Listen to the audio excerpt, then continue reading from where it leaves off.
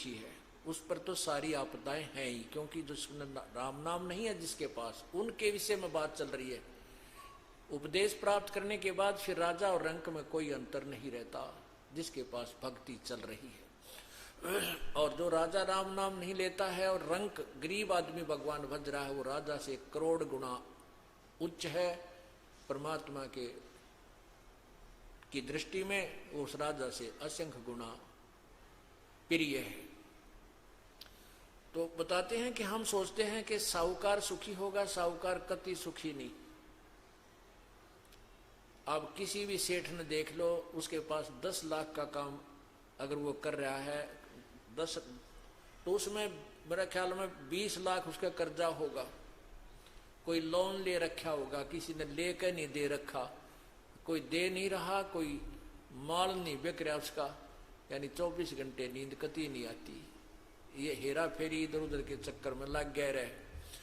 तो वो सोचता है कि राजा सुखी होगा, आगे पीछे सैनिक चलते हैं, सिपाही आदेश में सलूट मारते हैं, लेकिन राजा को चैन कती को नहीं। एक छोटा सा परिवार का मुखिया अपने परिवार को सुखी रखने के लिए, उसकी व्यवस्था बनाने के लिए रात दिन नींद नहीं आती, 4 सदस्यों का अरेंजमेंट कर नहीं पाता ढंगता है। और राजा तो पूरी प्रजा का पिता होता है, कहीं आपदा आ गई, किसी प्राकृतिक, कितना फ्लड आ गया, कितना भूकंप आ गया, कहीं पर कुछ और झंझट हो गया, कोई लड़ाई झगड़े कि तो जाम लग रहे हैं, कि तो उसको तो रात दिन नींद आती है कोई नहीं। वो तो हमने नू लाग गए सुखी है, पर उसको राजा को सुख नाम की चीज पृथ्वी पर नहीं है, सबसे महादुखी राजा होता है। लेकिन हम आदि बन गए, हम लोगों की प्रशंसा सुनकर अपने आप को सुखी और उत्तम मानकर निश्चिंत रहते हैं।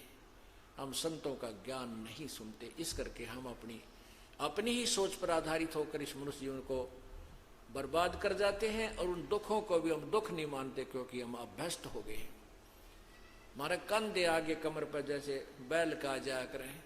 प्रथम बार बैल बहुत दुखी होता है जब उसको बैल जोता जाता है, बाद में फिर उसका अभ्यस्त बन जाता है, फिर वो अच्छे वजन को भी खींच लेता है उसी कंधे के ऊपर।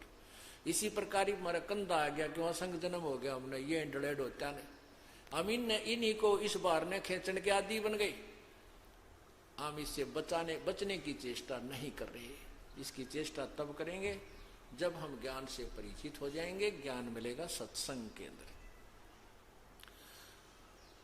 तो परमात्मा कहते हैं कि तुम तो एक अक्षेत्रीय राजा नवाब को देख करके कहते बड़ा सुखी है, मैंने तो उस उदय और अस्त, जिसके राज्य में सूर्य अस्त नहीं होता, जहां सूर्य उदय होता है और जहां अस्त होता है, यानी पूरी पृथ्वी का भी वो शासक है, वो भी महादुखी है।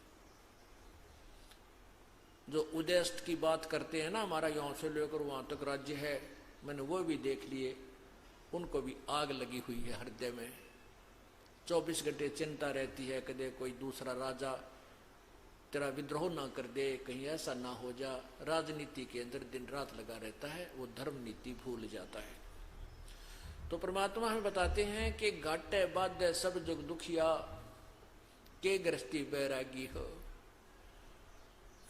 हमने देखो, हम तो सोचते हैं गृहस्थी आदमी दुखी है, जो बैराग ले जाते हैं, बैराग ले लेते हैं, वो जंगल में झोपड़ी गाड़ ली, अब झोपड़ी डाल तो ली, लेकिन वहां भी शेष बनाते हैं, और वो शेष उनके टूट कर दूसरे बैरागी द्वारा चले जाते हैं, तो उनकी लड़ाई होती है। रात ने नींद नहीं आती, हाय मेरे चेले चले गए, उसके लड़ने जाता है।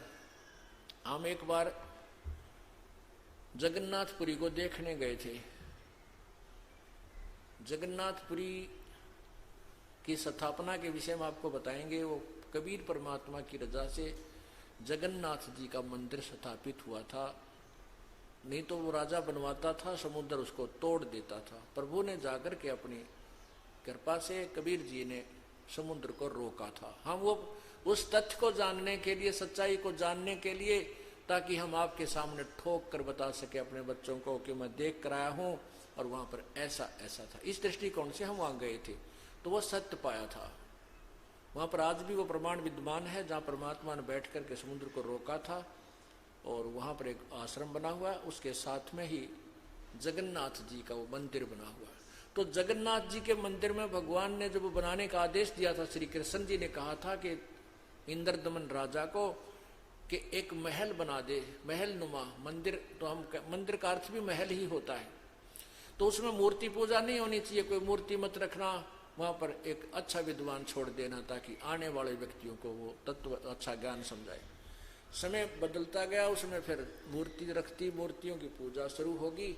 और वहां पर फिर उन पुजारियों ने, पांडवों ने अपने अक्षेत्र बांट लिए कि उस अक्षेत्र का आएगा तो मैं उसका गाइड बनूंगा, उस अक्षेत्र का आएगा तो मैं उसका गाइड बनूंगा। तो हमने वहां पर एक गाइड की जरूरत पड़ेगी, पांडा की, भाई जगन्नाथ के मंदिर के विषय में हमें बता। तो वहां एक पांडा और आ गया, वो बोला तुम आप कहाँ से आए हो? हमने कहा हम रोहतक से आए, हरियाणा से।